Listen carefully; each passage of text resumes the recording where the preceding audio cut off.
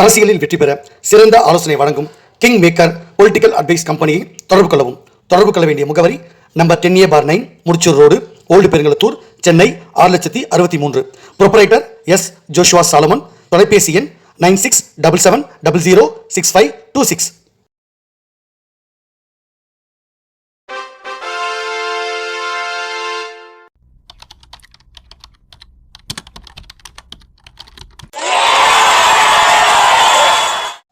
உலகத்தமிழ் ரசிகர்கள் அத்தனை பேருக்கும் என்னுடைய பணிவான வணக்கம்.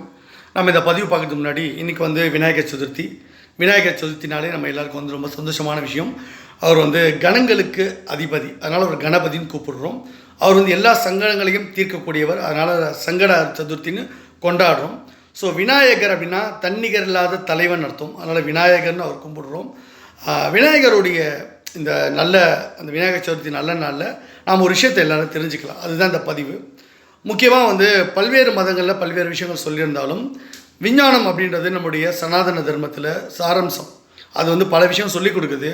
ஆனால் நாத்திகவாதிகள் அதை கிண்டல் அடிக்கிறாங்க, அதை சாதாரணமாக கடந்து போயிடுறாங்க. ஆனால் பகுத்தறிவு பேசாத ஆன்மீக நம்பிக்கை கொண்ட பல விஞ்ஞானிகள் நம்முடைய புராண இதிகாசங்களையும் நம்முடைய வேதங்களையும் படிச்சுட்டு அவங்க அதனுடைய அர்த்தம் தெரிஞ்சுக்க ட்ரை பண்ணி அதை இதில் இப்படி சொல்லியிருக்கே, இது பாசிபிலிட்டி இருக்குமா அப்படின்றத ட்ரை பண்ணி அவங்க புது புது கண்டுபிடிப்புகளை கண்டுபிடிக்கிறாங்க. அப்படி விஞ்ஞானத்தை உலகிற்கு அறிமுகப்படுத்தியது நம்ம சாஸ்திர சம்பிரதாயத்தில் இருக்குது. அது நிறைய பேருக்கு புரியாது. நம்ம சாணம் தெளிக்கிறது கூட அது ஒரு கிருமி நாசினின்றோம். இன்றைக்கி தான் நம்மக்கிட்ட நிறைய கிருமி நாசினிலாம் வந்திருக்கு, நிறைய நம்ம யூஸ் பண்ணுறோம். ஆனால் அன்றைக்கே சாணத்தை ஒரு கிருமி நாசினியாக அன்றைக்கி பயன்படுத்தினாங்க. அது மட்டும் இல்லை, சூரிய வெப்பம் வரணும் அப்படின்றத பயன்படுத்தினாங்க. இந்த மாதிரி நிறைய விஷயங்கள் இருக்குது. சரி, விநாயகர் விஷயத்தில் என்ன சயின்ஸ் இருக்குதுன்னு பார்க்கலாம். விநாயகர் மட்டும் இல்லை, முருகப்பெருமான் ரெண்டு பேரையும் சேர்த்து இதில் பார்த்துடலாம். அதாவது ஒரு ஆண் துணை இல்லாமல் ஒரு பெண் மட்டுமே ஒரு குழந்தையை பிரசவிக்க முடியும் அப்படின்றத பைபிளுக்கு முன்னாடியே சொன்னது. ஏன்னா பைபிளில் தான் அன்னை மரியாள் ஏசாயா தீர்க்கதரிசி அவருடைய ஏசாயா புத்தகத்தில் சொல்கிற மாதிரி ஒரு கன்னி கர்ப்பவதியாகி குழந்தையை பெற்றெடுப்பால், அவருக்கு இமானுவேல் அப்படின்னு பேரிடுவார்கள். அப்படின்னு இமானுவேல்னா கர்த்தர் நம்மோடு இருக்கிறார் அப்படின்னு ஒரு அர்த்தம் சொல்லுவாங்க. அது பைபிளில் சொல்லப்படுது. 2000 வருஷத்துக்கு முன்னாடி தான் இது நடந்தது, இயேசு கிறிஸ்துடைய பிறப்பு. ஆனால் விநாயகருடைய பிறப்புன்றது ஆதி காலத்தில் பிறந்தது. அன்றைக்கி தேவர்கள் பூமியில் வாழ்ந்துட்டு தான் உலாவிட்டு இருந்தாங்க.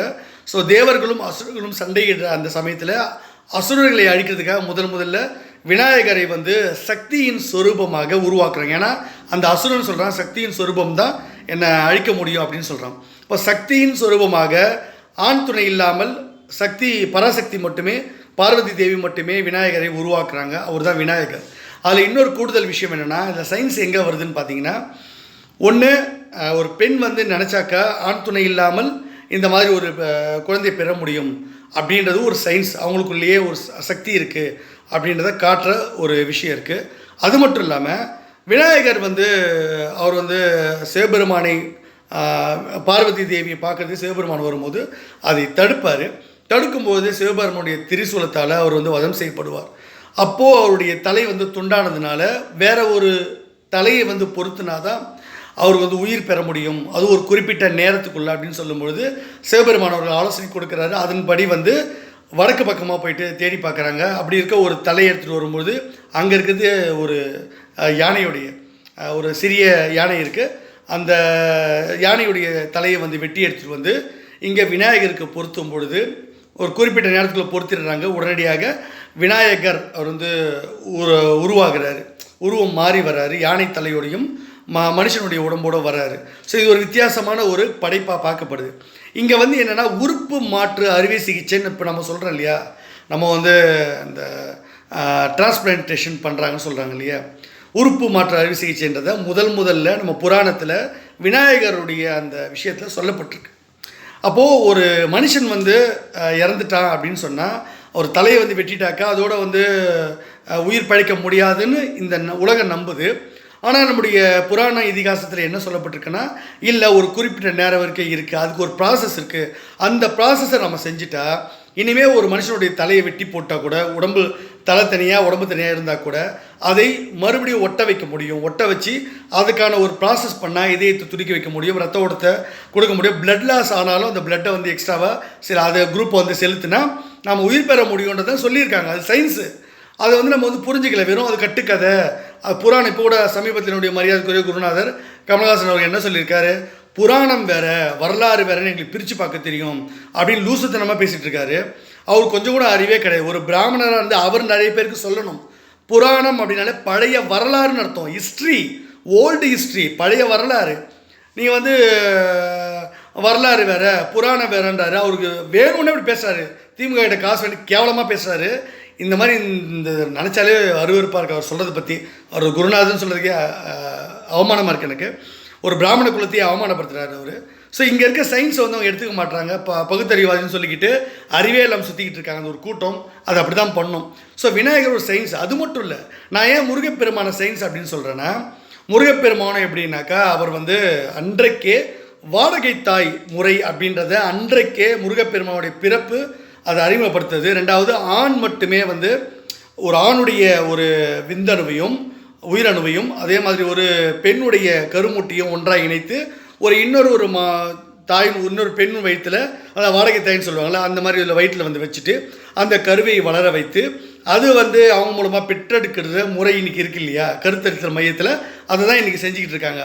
இது அன்னைக்கே முருகப்பெருமான் எப்படின்னா சிவபெருமானும் பார்வதி தெய்வம் ஒன்றாக இணையாமல் அவங்களுடைய உயிரை வந்து கொண்டு வந்து அவங்களுடைய கருமுட்டை உயிரணு ரெண்டுத்தையும் ஒன்றா சேர்த்து அதை வந்து 6 கார்த்திகை பெண்கள் அவங்களுடைய வயிற்றில் வாடகை தாயை சுமக்க வச்சு 6 குழந்தைகள் பெற்றெடுத்து அந்த குழந்தைகளை அவங்க வளர்த்து எடுத்து வராங்க. அதுக்கப்புறம் வந்து ஒன்றாக பார்வதி அன்னை வந்து அதை இணைத்து ஆறுமுகன் அவர் வந்து ஸ்கந்த கடவுள் அப்படின்னு ஸ்கந்த பெருமான்னு கொண்டு வராங்க. அப்போ இதெல்லாம் வந்து அன்றைக்கே வாடகை தாய் சிஸ்டம் உருவாக்கப்பட்டது. நம்ம இந்து மதத்தில், நம்ம சனாதன தர்மத்தில் பல்வேறு விஷயங்கள் சயின்டிஃபிக்காக சொல்லப்பட்டிருக்கு. நம்ம அஸ்திர சஸ்திரம்லாம் சொல்லுவோம். நம்ம வந்து தனுர்வேதத்திலேயே நம்மளுடைய இதில் இருக்குது. அப்போ அஸ்திர சஸ்திரங்கள் பற்றி சொல்லப்பட்டிருக்கு. ஒரு ஆயுதத்தை எரிந்தால் இப்போ இருக்கிற ஒரு டெக்னாலஜி அதிகபட்சமாக என்ன, ஒன்று போய் அடிக்கும், அடித்து அது டெஸ்ட்ராய் ஆகிடும்.